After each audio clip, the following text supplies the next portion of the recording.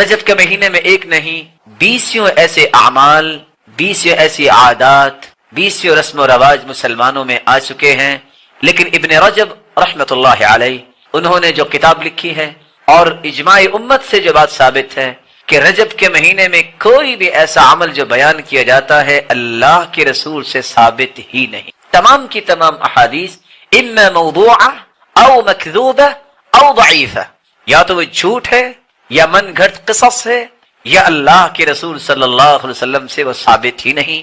اس لیے رجب کے بارے میں جو مسلمانوں نے ذہن بنا رکھے ہیں کہ رجب میں فلاں کنڈے ہوں گے، فلاں یہ ہوگا، فلاں یہ ہوگا، رسول اللہ صلی اللہ علیہ وسلم نے کوئی ایسی تعلیمات مسلمانوں کو نہیں دی. اور مسلمان کا منہج یہ ہونا چاہیے، اگر اللہ کی کتاب میں کوئی حکم ہے، اللہ کے رسول کے فرمان میں کوئی حکم ہے، تو پھر کسی مسلمان کی جرت نہیں کہ اس کا انکار کر دے. اور جو قرآن و سنت سے ثابت نہیں ہے اس کو کرنے سے کبھی بھی اللہ کی رحمت کا انسان مستحق نہیں بنتا، بلکہ اپنے آپ کو مجرم بناتا ہے. حدیث کے الفاظ ہیں من عمل عملا لیس علیہ امرنا فہو رد، ایسا عمل جو اللہ کے رسول نے نہیں کیا، جو صحابہ کو حکم نہیں دیا، کوئی ایسا عمل نیکی کی نیت سے بھی کرتا ہے تو مردود ہے. من احدث فی امرنا هذا ما لیس منہ فہو رد، جو دین میں ایسا پہلو پیش کرتا ہے، نیت جتنی بھی خالص ہو، عمل جتنا بھی نیک نظر آئے، اگر اللہ کے رسول نے ایسا حکم نہیں دیا تو وہ اللہ کے ہاں قابل قبول نہیں. رسول اللہ صلی اللہ علیہ وسلم کی جو صحیح مسلم میں روایت ہے، میں وہ سنا کے بات کو ختم کرنا چاہوں گا اور اس حدیث میں آپ کو شریک کرنا چاہوں گا. روزہ رکھنے کا ثواب کیا ہے؟ کون بتائے گا؟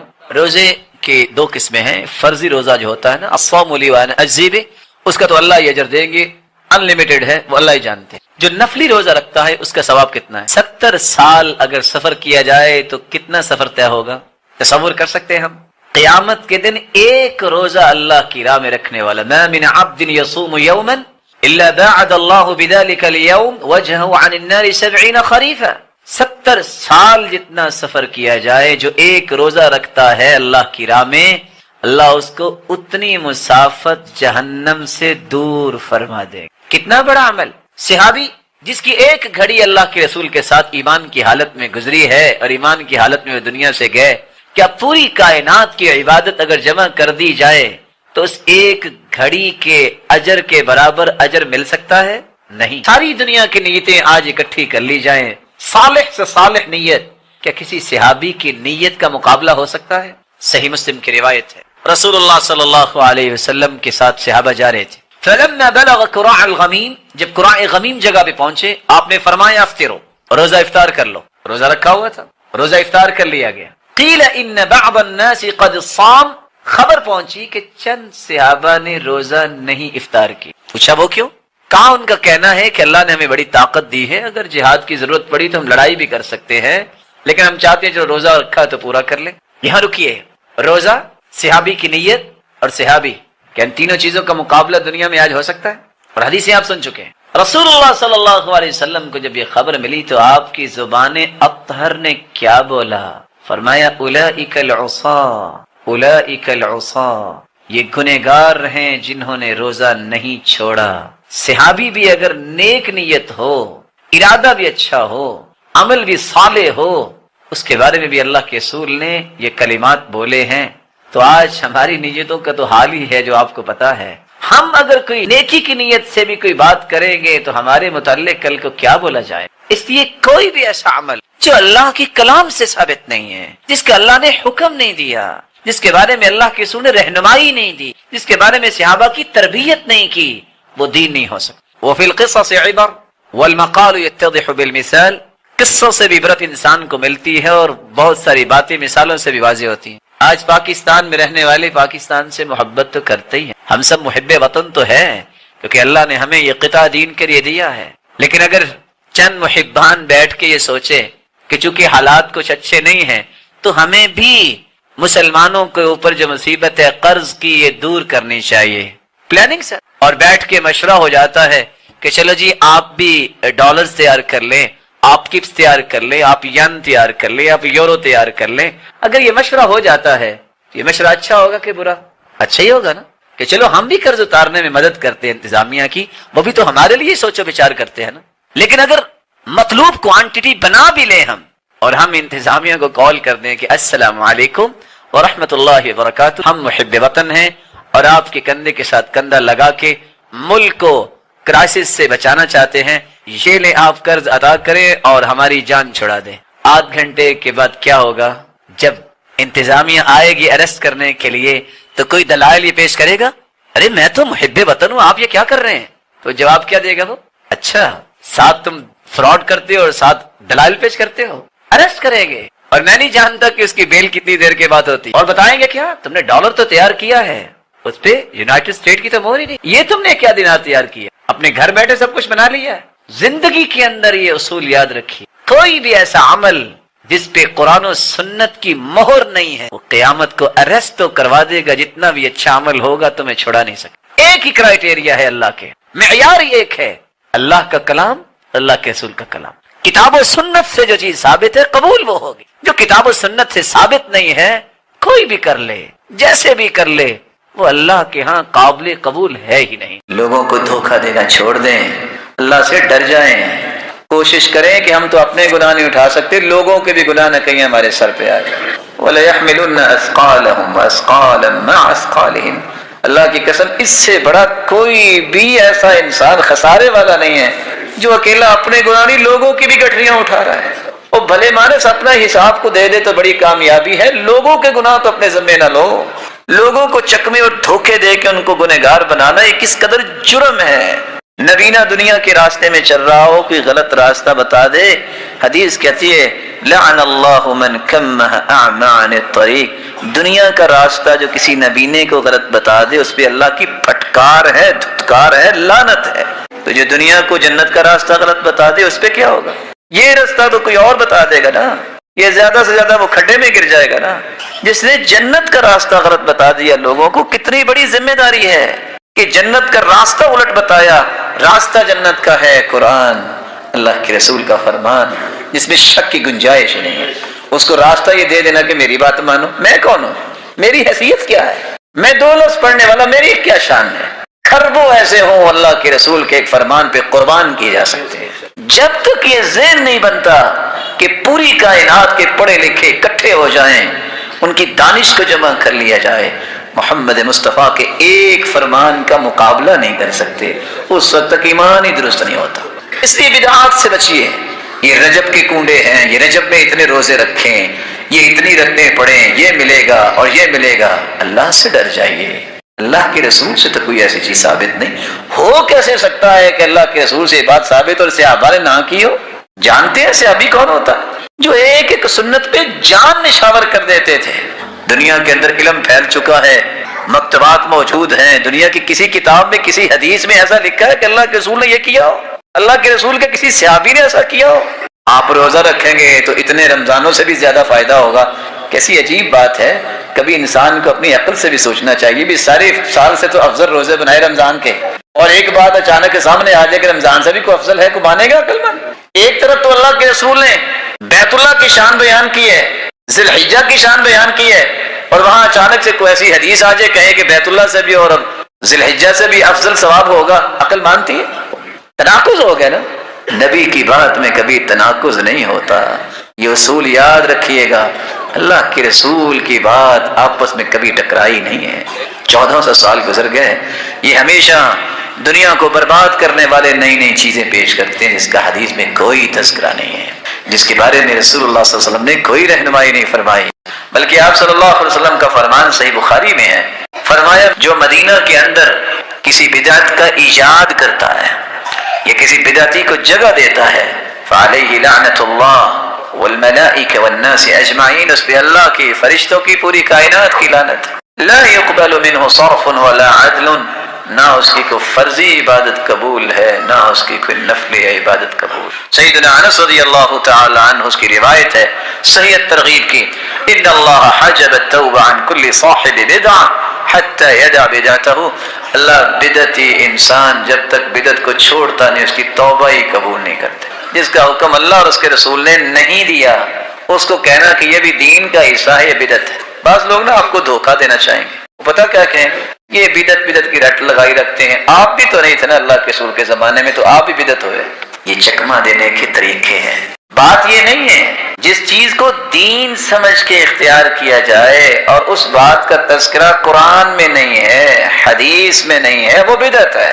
حدیث کہتی ہے قیامت کے نزدیک 3 چیزیں بڑی مہنگی ہو جائیں گی۔ پہلی چیز سنت یعمل بہا، سنت آہستہ آہستہ مہنگی ہو جائے گی، ختم ہو جائے گی، بہت تھوڑے لوگ سنت کے مطابق زندگی گزارتے ہیں۔ وَأَخٌ لِيُسْتَأْنَسُ بِهِ، ایسے لوگ ختم ہو جائیں گے جس کے پاس بیٹھ کے ایمان تازہ کر لیں۔ وَدِرْهَمٌ حَلَّ، حلال لقمہ بہت مہنگا ہو جائے گا، لوگوں میں پرواہ ختم ہو جائے گی کہ حلال و حرام میں تمیز کریں۔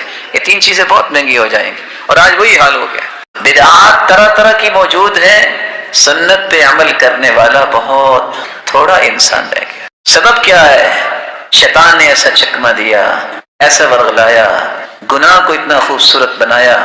افمن زین لہ سوء عملہ فرآہ حسنا، گناہ کو نیکی سمجھنے لگ گئے لوگ، اور یہ سمجھنے سے قاصر رہے کہ نیکی تو وہ ہے جس کا اللہ نے حکم دیا، جس کا اس کے رسول نے حکم دیا ہے۔ اگر وہ قرآن و حدیث میں بات نہیں ہے تو وہ نیکی نہیں ہو سکتی، کیونکہ قرآن پہ اللہ کا پیرا ہے اور محمد مصطفیٰ کی زبان پہ بھی اللہ کا پیرا ہے، اس میں غلطی کی گنجائش ہی نہیں ہے۔ باقی ہر انسان کی بات میں غلطی کی گنجائش ہے، اس لیے اللہ اور اس کے رسول کی بات آ جانے کے بعد کسی کی بات پہ توجہ کرنے کی ضرورت ہی نہیں ہے۔ اور یاد رکھیے گا کچھ نشانیاں میں بیان کر دوں، بدعتی اور سنت کے مطابق کام کرنے والے کا فرق کیا ہے۔ امام احمد بن سنان کہتے ہیں لیس فی الدنیا مبتدع الا وهو یبغض اہل الحدیث، دنیا کے اندر جتنے بدعتی ہیں یہ حدیث کی بات کرنے والوں سے بغض رکھتے ہیں۔ آپ چیک کر کے دیکھیں، کوئی حدیث پیش کیجئے بخاری کی، مسلم کی، اگر تو وہ خوشی سے مان لے تو سمجھ لینا نیکی ہے، اگر وہ آگے سے چمک کھائے سمجھ لینا یہ بدعتی کی نشانی ہے۔ وہ اللہ کے رسول کا فرمان اور دل میں محبت نہ ہے۔ فَإِذَا ابْتَدَعَ الرَّجُلُ نُزِعَ حَلَاوَةُ الْحَدِيثِ مِنْ قَلْبِهِ، جب انسان بدعتی بنتا ہے تو اس کے دل سے حدیث کی محبت کھینچ لی جاتی۔ حدیث کی محبت، حدیث کس کو کہتے ہیں؟ اللہ کے رسول کی بات کو، اللہ کے رسول کی ادا کو۔ جب تک اس چیز کی محبت دل میں رہے یہ صحیح راستے پہ ہے۔ جب نفرت ہو جائے حدیث سے تو سمجھ لو یہ اس دائرے سے اپنے آپ کو نکال چکا ہے جو رحمت و برکت کا دائرہ ہے، محمد مصطفیٰ کی سنت کا دائرہ۔ اور سچ کہا کرتے تھے سفیان ثوری، اور آج ذرا چیک کیجئے گا، البدعۃ احب الی ابلیس من المعصیہ، سفیان ثوری کہتے تھے کہ گناہ سے زیادہ شیطان کو بدعت پسند ہے۔ کیوں؟ ایسا کیوں ہے؟ سبب یہ ہے لأن المعصیہ یتاب منہا والبدعۃ لا یتاب منہا، گناہ جس کو ہم کہتے ہیں اس سے تو توبہ کر لیتے ہیں نا لوگ کہ گناہ ہے جی، تو بدعت کو تو نیکی سمجھ کے کر رہے ہوتے ہیں، توبہ کیسے کریں گے؟ گناہ سے توبہ کر لیتا ہے بندہ، بدعت اصل میں وہ نیکی سمجھ کے کر رہا ہوتا ہے۔ بدعتی کو بھی کبھی اللہ اپنی رضا کی توفیق نہیں دیتا جب تک وہ بدعت چھوڑ نہیں دیتا۔ حدیث کے الفاظ سنیے، ان اللہ احتجر التوبۃ عن کل صاحب بدعہ، دوسری روایت ہے ان اللہ احتجز عن صاحب کل بدعہ، اور تیسری جگہ احتجز، بدعتی کی توبہ قبول نہیں ہوتی، بدعتی کے سامنے اللہ نے پردہ لگا دیا ہے، بدعتی کی توبہ کو روک لیا ہے، جب تک بدعت چھوڑ نہیں دیتا اس وقت تک اس کی توبہ ہی قبول نہیں ہے۔ بقیہ کام تو بعد میں ہے۔ اور حسن بصری رحمۃ اللہ علیہ کیا بیان کرتے ہیں کہ اس کے نہ فرائض قبول ہیں نہ نوافل قبول ہیں، لا حجا ولا صوما ولا صلاة، نہ اس کی نماز نہ روزہ نہ حج قبول ہے۔ اس لیے زندگی میں دعا یہ کیا کریں اللہ شرک اور بدعت کی ہمیں ہوا بھی نہ لگے۔ تیسری اور آخری گزارش، شیخ محترم نے تو پتہ نہیں کیا کہنا تھا، میں ویسے ایک بات کہہ دیتا ہوں جو کہ 3 منٹ میرے تو ہونے والے ہیں۔ ابھی آپ نے حدیث سنی ہے کہ توفیق کیسے مل سکتی ہے۔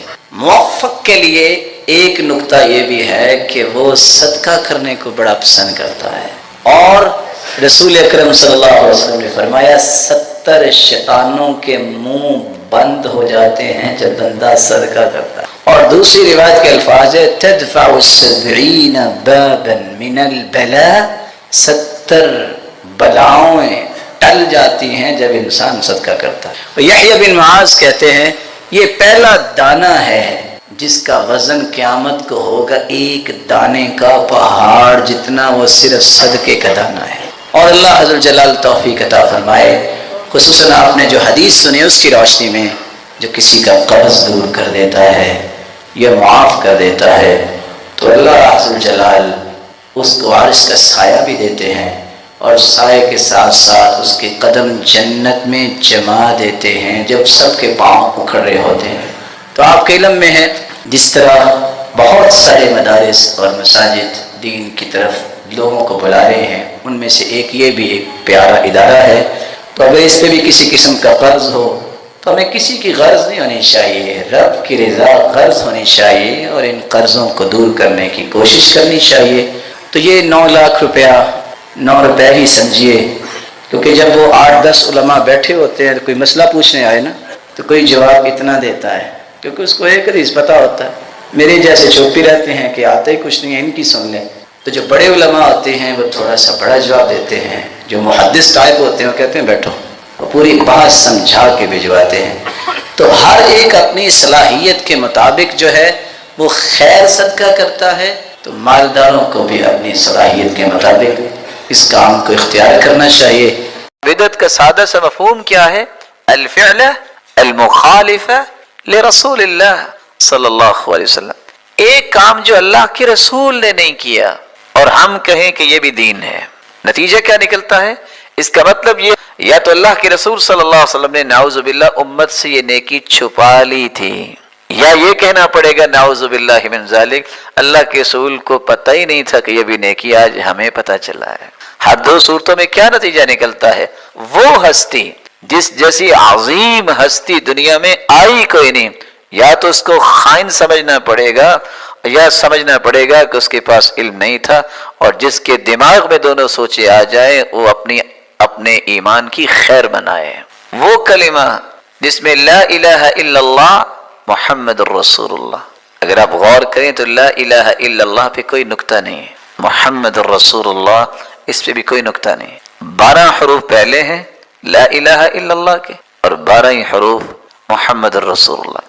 24 گھنٹے آپ اس وقت تک گناہوں سے نہیں بچ سکتے جب تک نہ لا الہ الا اللہ یعنی توحید میں کوئی نکتہ نہ آنے دے، محمد الرسول اللہ اور رسالت میں کوئی نکتہ نہ آنے دے۔ عبداللہ ابن عباس رضی اللہ تعالی عنہ، ان کے شاگرد ہیں سعید بن جبیر، بیان کرتے ہیں کتنی بڑی بات کہہ دی۔ میرا بیٹا اگر کسی چور کے ساتھ جا رہا ہے لیکن وہ سنت کی عظمت کو تو سمجھتا ہے، بدعتی نہیں ہے، یہ چوری سے توبہ کر سکے گا، یہ باز آ جائے گا۔ مجھے یہ اچھا لگتا ہے کہ وہ کسی عابد بدعتی کے ساتھ نہ جائے، اگر وہ چور کے ساتھ بھی چلا گیا ہے تو وہاں سے اس کی واپسی ممکن ہے، لیکن عابد عبادت گزار بدعتی کے ساتھ جائے گا تو پوری زندگی سے ہاتھ دھو بیٹھے گا۔ اس کی وجہ کیا ہے؟ چوری سے توبہ اس لیے کرے گا، چوری کو گناہ سمجھتا ہے، چور بھی چوری کو گناہ سمجھتا ہے، لیکن بدعتی بدعت کو نیکی سمجھتا ہے۔